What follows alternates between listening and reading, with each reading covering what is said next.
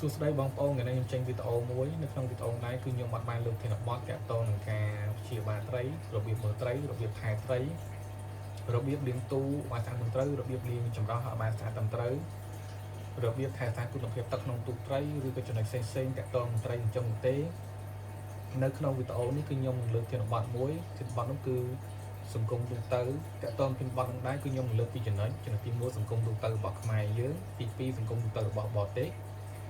ហើយនៅក្នុងវីដេអូនេះវាគ្រាន់តែជាការចែករំលែកនៅអ្វីខ្ញុំដឹងខ្ញុំឃើញតែប៉ុណ្ណោះហើយខ្ញុំក៏សង្ឃឹមថាបងប្អូនបានស្ដាប់វីដេអូនេះពីដើមរហូតដល់ចប់ហើយវាក៏ជាចំណេះដឹងមួយដែលយើងអាចរៀនពីពួកគេបានណានៅប្រទេសមួយវាមានចំណុចល្អចំណុចអាក្រក់ហើយចំណុចខ្វះខាតអញ្ចឹងខ្ញុំលើកឡើងតែពីចំណុចល្អទេចំណុចមុនដំបូងគេដែលខ្ញុំត្រូវនិយាយគឺសង្គមទូទៅរបស់បរទេសចំពោះក្រុមគ្រួសារបរទេសនៅពេលដែលគេញ៉ាំបាយជុំគ្នាជាមួយនឹងកូនរបស់គេគឺគេអត់ដែលលើករឿងអវិជ្ជមានរឿងក្តៅក្រហាយឬក៏រឿងអ្វីមួយដែលវាអាចខ្ជិះអត្តពលទៅកូនគេថ្ងៃក្រោយទេគេមានតែលើករឿងវិជ្ជមានរឿងសបាយហើយនឹងរឿងដែលវាមានប្រយោជន៍សម្រាប់កូនគេពីព្រោះក្មេងពីតូចរហូតដល់ធំគ្នាវ័យ18ឆ្នាំទៅ21ឆ្នាំចុះគឺពួកគេត្រូវការស្ដាប់ពីចំណុចល្អនិងដំបូងមានពីពងម្ដាយហើយពួកគេតែងតែលើកដូចជាពីមុខរបរស៊ីរបស់គេតើមុខរបរស៊ីរបស់គេនីមួយៗហ្នឹងគេចាយដើមទុនប្រមាណមុនដំបូងហើយដំណើរការរបៀបម៉េចហើយដំណើរការបន្ទាប់មកបែបម៉េចហើយមុខរបររបស់គេហ្នឹងតើគេទិញផលិតផលពីណាមកបានគុណភាពល្អហើយតម្លៃសមរម្យហើយផលិតផលណាដែលយើងអាចប្រើជាប្រចាំបានហើយវាមានគុណភាពបាទហើយក៏គេបង្រៀនកូនពីមុខរបរស៊ីរបស់គេដែរហើយក៏គេបង្រៀនអំពីការបង់ពន្ធបង់អីចឹងហើយក៏គេរៀនអំពីការចំណាយហើយបើសិនជាកូនគេមានគម្រោងក្នុងថ្ងៃអនាគតចង់បើកមុខរបរអីមួយចឹងក៏ពួកគេតែងតែបញ្យល់ទៅកូនគេថាអូមុខរបរហ្នឹងត្រូវការចាយពេលប៉ុណ្ណាទៅប្រដាំទុនប៉ុណ្ណាហើយលំបាករបៀបបែបត្រូវចិត្តចំណេញពីមុខរបរហ្នឹងបាននៅក្នុងកម្រិតណាបាទហើយមួយទៀតដែរពួកគេលើកអំពីប្រទេសនេះមានកន្លែងកំសាន្តចេះសប្បាយចេះហើយយើងអាចទៅមើលចេះប្រទេសនោះគាត់មានអីគេប្រទេសនេះក៏មានចំណុចពិសេសគេអញ្ចឹងគេលើកសប្បាយនៅក្នុងគ្រួសារគេហើយមួយទៀតដែរក៏គេលើកឡើងអំពីថាឥឡូវប្រទេសគេហ្នឹងគេរកឃើញភពគាភពច័ន្ទភពអីផ្សេងទៅហើយប្រទេសផ្សេងគេរកឃើញភពអីគេតើប្រវត្តិយានអវកាសរបស់គេហ្នឹងពីមុនដំបូងហ្នឹងយ៉ាងម៉េចហើយគេកែតម្រូវមកល្អបានបែបម៉េចរហូតដល់ឥឡូវបាទ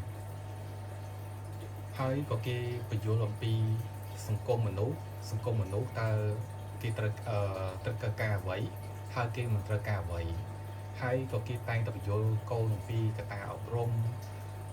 ក្រមសីលធម៌សុជីវធម៌ហើយនឹងចំណុចផ្សេងទៅកូនគេផងដែរហើយមួយទៀតក៏គេតែងតែលើកទឹកចិត្តកូនរបស់គេនៅក្នុងការរៀនសូត្រ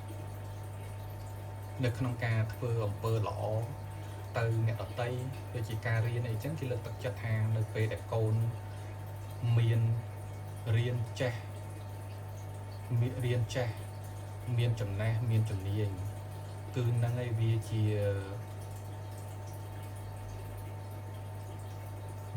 មាសពេជ្រដែលចៅក៏លួចអត់បានហើយវាចិញ្ចឹម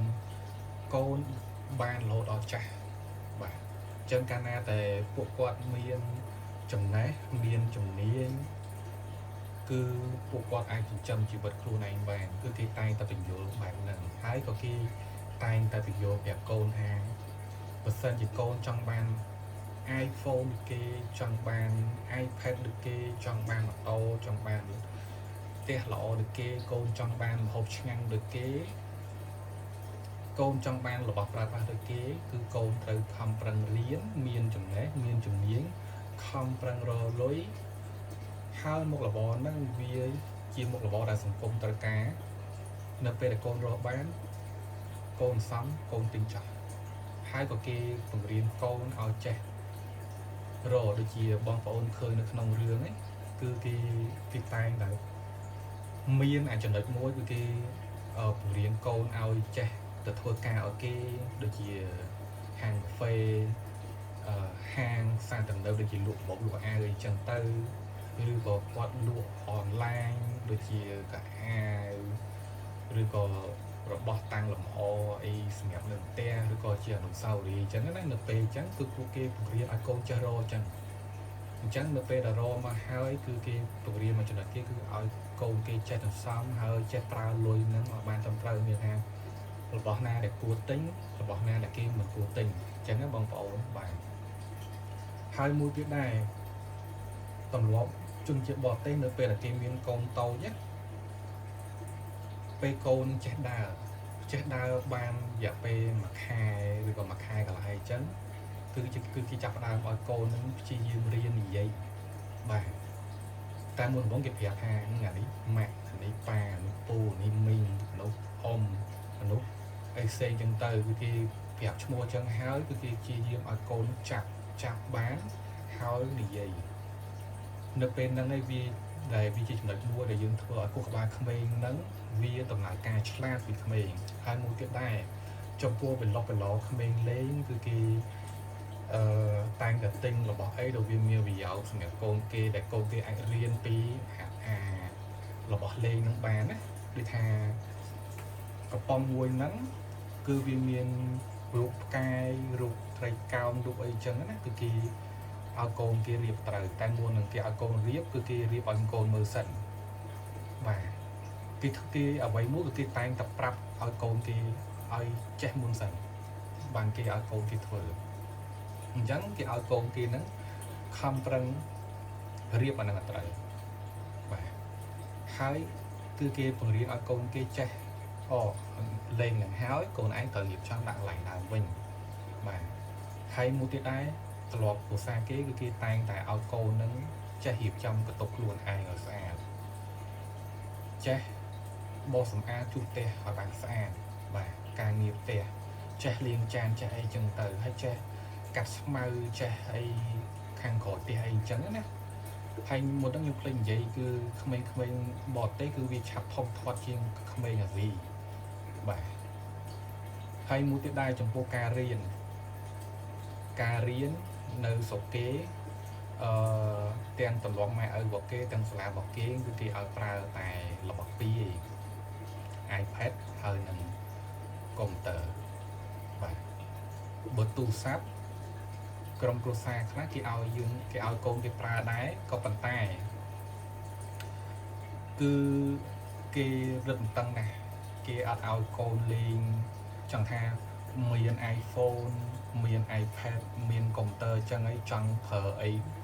ចង់ប្រើបណ្ដាញសង្គមអីបានស្រេចចិត្តណាអត់ទេបាទភាគច្រើនដែលខ្ញុំឃើញគឺពួកគេឲ្យកូនលេងតែ Instagram YouTube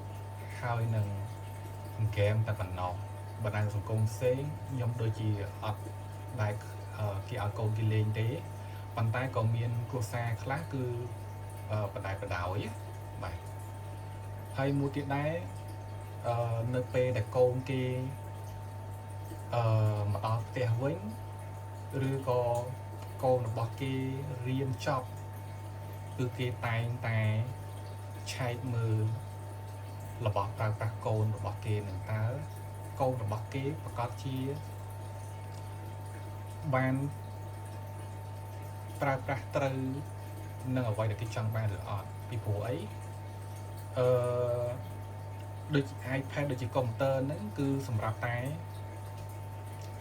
រៀនអនឡាញកិច្ចការផ្ទះដែលគ្រូផ្ញើមកឲ្យតាមរយៈអនឡាញឬក៏ពេលដែលគ្រូដាក់ការងារឲ្យសម្រាប់ស្រាវជ្រាវនៅក្នុង Google ព្រោះ Google គឺវាមានឯកសារច្រើនសម្រាប់ឲ្យកូនសិស្សដែលគាត់រៀនតាមមុខជំនាញមួយអាចស្រាវជ្រាវនិងយកឯកសារនឹងពីក្នុងនឹងមកបានបាទដែលអាចថារៀនពីវាផងឬក៏ស្រង់ឯកសារដែលគ្រូគាត់ ឲ្យគាត់ស្រាវជ្រាវអញ្ចឹងណាបាទអញ្ចឹងគេតាមបានឆៃមើលបើសិនជាកូនហ្នឹងគឺគាត់ចុចតាទៅលើការស្រាវជ្រាវធ្វើ homework ទៅចែកជាមួយពូម៉ាក់ធម្មតា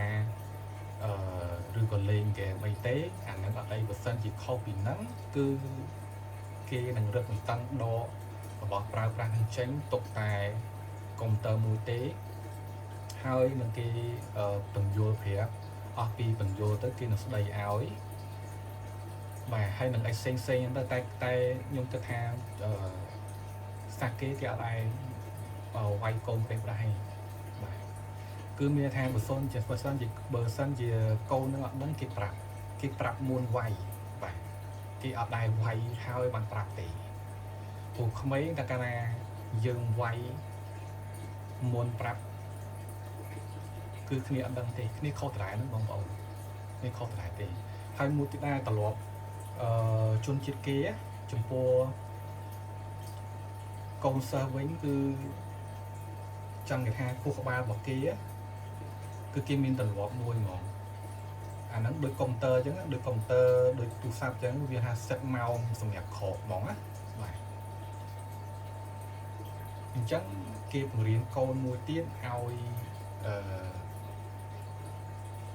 ដឹងម្ចាស់ការខ្លួនឯងបាទចេះរៀនតស៊ូដោយខ្លួនឯងហើយមួយទៀតដែរដែលគេអត់ចោលគឺគេបង្រៀនឲ្យកូនធ្វើអ្វីមួយគឺចេះគិតមើលឲ្យច្បាស់ល្អិតល្អន់កុំឲ្យនៅពេលដែលធ្វើហើយវាមានបញ្ហាគឺវាអត់អាចនិយាយពាក្យមកថាវាអត់អាចជួសជុលបានទេហើយអាចជួសជុលបានតែវានៅក្នុងកម្រិតណាមួយហើយមួយទៀតគឺវាអត់អាចជួសជុលបានអញ្ចឹងមានថាគឺគេបង្រៀនឲ្យកូនចេះគិតមុនធ្វើអ្វីមួយឲ្យចេះគិតឲ្យច្បាស់លាស់មុនបាទហើយមួយទៀតដែរចំពោះក្មេងបរទេសនិងសាលារបស់គេឬពុកម្ដាយរបស់គេគឺគេតែងតែបង្រៀនឲ្យកូនចេះរៀនស្រាវជ្រាវមើលឯកសារនៅក្នុង Google មិនមែនយើងរៀនតែជំនាញនឹងមួយហើយគ្រូឲ្យដាក់ឲ្យស្រាវជ្រាវក្នុង Google ហ្នឹងយើងរកតែប៉ុណ្្នឹងឯងឧទាហរណ៍អ្នករៀនពេទ្យខ្ញុំឧទាហរណ៍អ្នករៀនពេទ្យមិនមែនយើងរៀនពេទ្យនឹងរៀនតែក្នុងសភៅគ្រូដាក់ការងារមកយើងស្រាវជ្រាវតែប៉ុណ្្នឹងគឺយើងត្រូវស្រាវជ្រាវចំណុចផ្សេងឧទាហរណ៍ថាគាត់ចង់បើក pharmacy អញ្ចឹងមិនមែនគាត់រៀនតែក្នុងសភៅគ្រូបញ្យល់ឬក៏ក្នុងឯកសារដែលគ្រូដាក់មកឲ្យនោះទេគឺគាត់ត្រូវរៀនខាងផ្នែកអាជីវកម្មអង់គ្លេសគេហៅ business បាទហើយនឹងរៀនសភៅចិត្តសាស្ត្រអីនឹងផ្សេងបាទអញ្ចឹងចំពោះពេទ្យមួយគឺអ្នករៀនពេទ្យគឺមានថាគាត់ដាក់ចិត្តថាគាត់រៀនចាស់ចំណេះខ្លាំងច្បាស់លាស់មកចត់ហើយអត់ធ្មត់ពីព្រោះគាត់ជាអ្នកជួយសង្គ្រោះមនុស្សឈឺបាទហើយមួយទៀតដែរចំពោះជនជាតិគេបង្រៀនកូនគេគឺគេតែបង្រៀនធ្វើម៉េចឲ្យកូនគេធ្វើការងារអ្វីមួយឲ្យវាច្បាស់លាស់ហើយវាមានគុណភាពបាទគឺគេអត់ដែរឲ្យកូនគេវាថាធ្វើឲ្យតែបានហើយឬអីចេញចុះផ្សេងទៅដល់ពេលហើយវាការងារនឹងធ្វើអត់បានជោគជ័យគឺវាមានបញ្ហាមកដល់យើងថ្ងៃក្រោយបាទហើយមួយទៀតដែរសម្រាប់ពួកគាត់មួយទៀតសម្រាប់អ្នកដែលពួកគាត់ទៅធ្វើការនៅ office ឬពួកគាត់ទៅបើកហាងរកស៊ីគឺពួកគេអត់ដែរគេបានច្រើនម៉ោងដូចយើងទេគឺមានន័យថាពួកគេបានត្រឹមតែ6 7ម៉ោងគឺចាប់ដើមក្រោកហើយបើតាមខ្ញុំដឹងគឺគេក្រោកទម្លាប់ពួកគេក្រោកពីច្រើនម៉ោង4កន្លះទៅម៉ោង5ពីព្រោះទីតាំងដែលពួកគាត់ទៅធ្វើការគេឬក៏បើករកស៊ីនឹងវាឆ្ងាយបងប្អូនអញ្ចឹងទម្លាប់ពួកគេគឺក្រោកបែបនឹងឯងបាទហើយពួកគេគឺទម្លាប់តែដឹងថាទៅធ្វើការសម្រាប់ធ្វើការឬក៏រកស៊ីដល់ពេលចប់ពីធ្វើការឬក៏ចប់ពីការរកស៊ីគេមកផ្ទះវិញបាទគឺបើសិនជាចុងសប្តាហ៍គឺគេអាចជុំគ្នាជាមួយពូម៉ែ ឬក៏មួយខែពីរខែអីគេជុំជាមួយពូម៉ែផឹកអីចឹងតែគេការផឹករបស់គេអីហ្នឹងគឺគេមានសម្រាប់បើអ្វីដែលខ្ញុំឃើញគឺពួកគេគេថាចំសប្តាហ៍ឬក៏កន្លះខែឬក៏មួយខែកន្លះពីរខែអញ្ចឹងគេជុំគ្នាផឹកអីចឹងតែគាត់គេផឹកនិយាយសប្បាយគេនិយាយរឿងអីដែលវាមានប្រយោជន៍រឿងអីដែលវាសប្បាយដែលវាល្អតែប៉ុណ្ណោះហើយគេអត់ដែរផឹកជ្រុលទេបងប្អូនពីព្រោះកាលណាយើងផឹកជ្រុលគឺបងប្អូនដឹងស្រាប់ហើយអ្នកដែលធ្លាប់ទៅលេងគឺដឹងហើយគឺប៉ូលីសនៅចាំនៅមុខហាងហ្នឹងឯងបើសិនជាគាត់ឃើញនឹងត្រីត្រគឺឲ្យមានស្គុតមួយបិទឲ្យធំហើយដើរជន់នៅកន្លែងស្គុតហ្នឹងតែត្រង់អត់បើអត់ត្រង់ទេគឺអស់លុយហើយបាទអញ្ចឹងពួកគេអត់ដែរត្រឡប់ងាកងាកអីណាទៅផឹកអីទេអត់ទេហើយបើសិនជាពេលដែលថ្ងៃបុណ្យទានគឺពួកគេតែងតែនាំក្រុមគ្រួសារឬក៏អ្នកមិនតមានគ្រួសារគេតែងតែទៅដើរលេងដូចទៅខេត្តនេះខេត្តនោះសាងទំនើបនេះសាងទំនើបនោះញ៉ាំអីជុំនេះចឹងទៅមើលកុនមើលនេះចឹងទៅសមុទ្រទៅអីអញ្ចឹងណាបងប្អូនគឺគេទម្លាប់ពួកគេគឺគេធ្វើតែប៉ុណ្្នឹងឯងហើយមួយទៀតដែរក៏គេតែងតែបញ្យល់ទៅប្រាប់ដូចថាសង្គមរបស់គេរដ្ឋាភិបាលគេឬក៏ពងដែរគេបញ្យល់ទៅប្រាប់កុំគេថាឆាជីវិតមនុស្សតើត្រូវការអ្វីគឺមានចំណេះមានជំនាញខំប្រឹងរលុយខំប្រឹងសន្សំទិញរបស់អ្វីដែលយើងជាក្តីសម្បត្តិរបស់យើងតាំងពីក្មេងគឺយើងត្រូវទិញបាទហើយយើងត្រូវគិតពីអនាគតខ្លួនឯងគេត្រឡប់អញ្ចឹងឯងបងប្អូនមានអាហ្នឹងរបៀបដូចអាណាគេហៅថាពង្វក់ឲ្យមនុស្សគឺមានត្រឡប់ល្អបែបហ្នឹងតែម្ដងណាហើយអូខ្ញុំភ្លេចនិយាយមួយទៀតចំពោះនៅស្រុកគេតាក់ទងនឹង social media មូលហេតុអីបានជាគេប្រាប់មកខ្ញុំថាបណ្ដាញសង្គម Facebook វាជាបណ្ដាញសង្គមមួយដែលវាមិនល្អសម្រាប់ក្មេងៗហើយនឹងមនុស្សធំជាពិសេសក្មេងៗពីព្រោះអីFacebook វាមានសម្រាប់ក្មេងហើយនិងសម្រាប់មនុស្សធំពេញវ័យហើយយើងត្រូវដឹងថា Facebook គឺការបង្កើត page និងការផុសអីគឺវាសេរីតែបើសិនជាខុសកលការគេគឺគេនឹងប្លុក page ហ្នឹងហើយគេប្រាប់ខ្ញុំថាបណ្ដាញសង្គម Facebook វាមិនល្អសម្រាប់មនុស្សយើងលេងទេបាទអញ្ចឹងឯងបានជាភាគច្រើនគឺគេអត់ឲ្យក្មេងលេង Facebook ហ្នឹងទេនិយាយទៅវាសឹងតែ 100% តែម្ដងណាបាទហើយសំបីតានៅស្រុកគេវាច្រើន Facebook គេអត់សូវបើកលេងទេគេមើលតែ Instagram YouTube ហើយនឹង program ពេកតែម្ដងបងប្អូនបាទហើយពីមុនក៏ខ្ញុំអត់ដឹងដែរ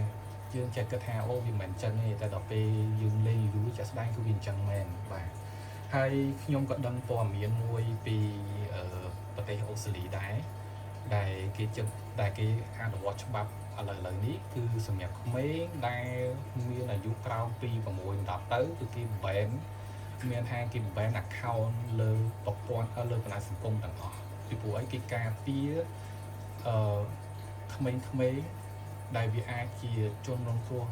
នៅពេលក្រោយហើយក៏វាខ្ជិលពលមិនល្អសម្រាប់ក្មេងៗក្នុងសង្គមគេផងដែរអញ្ចឹងចំណុចទី2គឺខ្ញុំនិយាយអំពីសង្គមរបស់ខ្មែរយើងអ្វីដែលខ្ញុំឃើញចំពោះពួកគាត់នៅពេលដែលពួកគាត់ញ៉ាំបាយជុំជាមួយកូនគាត់ណាគាត់អត់ដែលលើករឿងវិជ្ជមានអត់ដែលលើករឿងសុបាយគាត់ក៏អត់ដែលលើក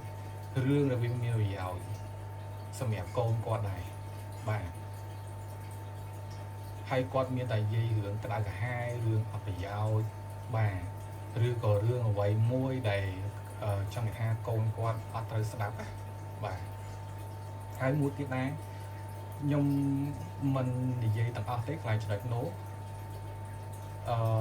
មានគ្រួសារមួយចំនួនគឺពួកគាត់កត្តាការអប់រំសុជីវធម៌ក្រមសីលធម៌គឺគាត់ มันបានបង្រៀនកូននៅក្នុងចំណុចមួយដែលល្អទេហើយមានអ្នកខ្លះគឺអត់ទៅទៀតបាទអញ្ចឹងហើយវាជាចំណុចមួយដែលវាមិនល្អសម្រាប់សង្គមយើងណាហើយមួយទៀតដែរខ្ញុំឃើញឪពុកម្ដាយមួយចំនួនគឺពួកគាត់មានថាកូនចង់កូនទីអីគឺបាននឹងមានថាកូនចង់បានទូរស័ព្ទថ្លៃចង់បាន iPad iPhone គឺគាត់ទិញបានទាំងអស់ហើយសំបីតែបណ្ដាញសង្គមគឺថាកូនចង់ប្រើអីក៏ប្រើទៅហើយកូនឆាតជាមួយអ្នកណាឬលេងអីយ៉ាងម៉េចគឺគាត់អត់រវល់ទេបាទគឺគាត់អត់រវល់ទេពីព្រោះយើងត្រូវដឹងថាបណ្ដាញសង្គមណាគឺនិយាយមកថាវាមិនល្អសម្រាប់ពួកគាត់ក្មេងទេបាទអាហ្នឹងពុកដែរគឺយើងទាំងអស់ត្រូវដឹងថាវាអត់អ្នកលេងទេហើយខ្ញុំសូមប្រាប់មួយទៀតណាបណ្ដាញសង្គម Facebook យើងមើលបើសិនជាយើងលក់ដូរយើងសរសេរតម្លៃនៅលើហ្នឹងតែមិនតិចទៅគេដាក់ warning ឯមានថាគឺគេនឹង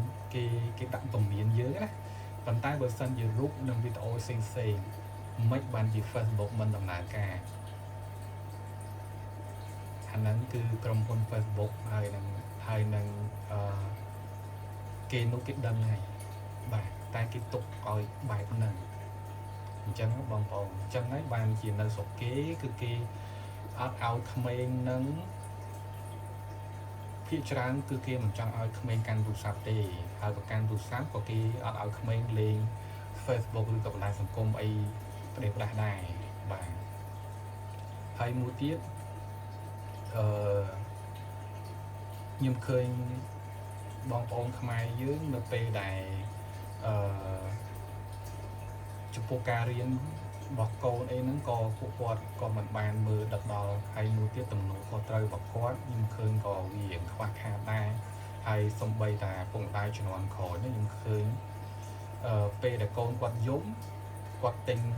ទាំងអស់គោកំប៉ុងกระดาษឬក៏ចាពួកហេតុផ្អែមហ្នឹងណាឲ្យកូនអញ្ចឹងក្មេងតែកាលណាផឹករបស់ជាតិផ្អែមហើយនៅសូកូឡាវាស្ងាត់ដែរប៉ុន្តែនៅពេលដែលយើងឲ្យគាត់ផឹកជាប្រចាំ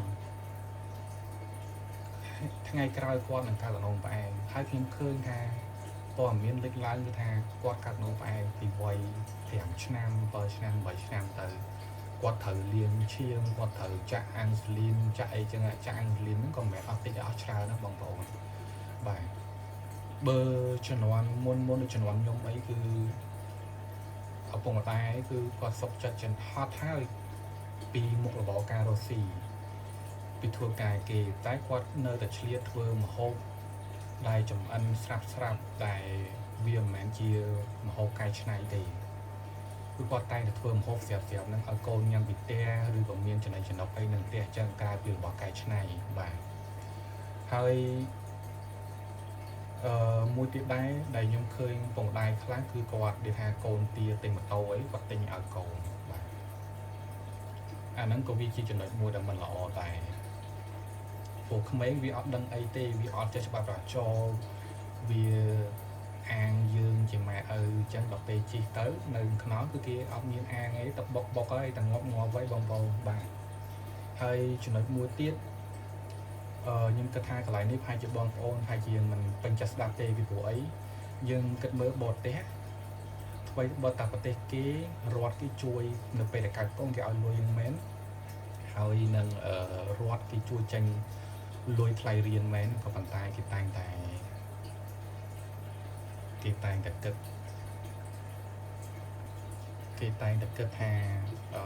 តើនៅពេលដែលគេមានកូនហ្នឹងគេមានលទ្ធភាពក្នុងការចំណាយនឹងគេមានលទ្ធភាពឲ្យកូននឹងរៀនញ៉ាំអីបានគ្រប់គ្រាន់ការគ្រប់គ្រាន់ហើយគេមានលទ្ធភាពចង់ថាមានពេលវេលាការអប់រំមើលថែនិងទំនួលខុសត្រូវរបស់គេអត់គឺគេតែងតែគិតអញ្ចឹងហើយមួយទៀតដែរគេមិនមែនចេះតែយកកូនច្រើននេះទេព្រោះដោយសារគេគិតអំពីដូចខ្ញុំនិយាយមុនដំបូងអញ្ចឹងមានថាគេគិតថាមុនយកកូនហ្នឹងតើគេមានលុយគ្រប់គ្រាន់ឬនៅ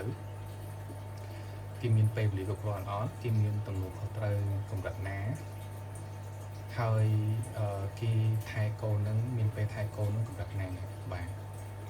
អញ្ចឹងហើយបានជាភាគច្រើននៅស្រុកគេគឺគេយកកូនមួយឬក៏ពីរទៅប៉ុណ្្នឹងទេបាទថ្មីត្បិតតែកើតមកគឺរដ្ឋគេចេញលុយឲ្យហើយសំបីតាការរៀនក៏រដ្ឋគេចេញលុយឲ្យក៏ប៉ុន្មានតែគេគិតគូរពីកន្លែងហ្នឹងដែរអញ្ចឹងបងប្អូន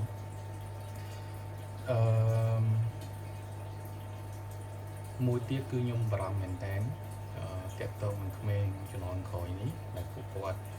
ដែលពុកម្ដាយដែលពួកគាត់បដិបដោយឬក៏ធ្វើតាមទង្វើចិត្តកូនខ្លួនឯងគឺមានថាកូនទីអីបានហ្នឹងហើយទី2ដែលបដ ாய் ឲ្យកូនហ្នឹងលេងបណ្ដាញសង្គម Facebook ឬក៏ Telegram ហ្នឹងគឺវាជាបណ្ដាញសង្គមមួយដែលបំពុលមែនតើអញ្ចឹងយើងគួរតែចាប់ផ្ដើមការតម្រូវពីកន្លែងហ្នឹងហើយយើងគួរតែមើលហើយមួយទៀតយើងក៏គួរមើលអំពីកូនដែលកូនការហូបចុករបស់គាត់ហ្នឹងវាយ៉ាងម៉េចដែរពីព្រោះយើងការពារកុំឲ្យវាមានបញ្ហាមកដល់ថ្ងៃក្រោយពេលយើងពេលក្រោយបងប្អូនបាទហើយបើសិនជាមានចំណុចខ្វះខាតអីមួយបងប្អូនឆ្ងល់បងប្អូនអាចសួរខ្ញុំបានអញ្ចឹងបងប្អូនជួយ Subscribe YouTube របស់ខ្ញុំនេះមួយផងហើយនឹង like វីដេអូរបស់ខ្ញុំមួយនេះខ្ញុំសង្ឃឹមថាបងប្អូនពេញចិត្តវីដេអូមួយនេះអរគុណច្រើន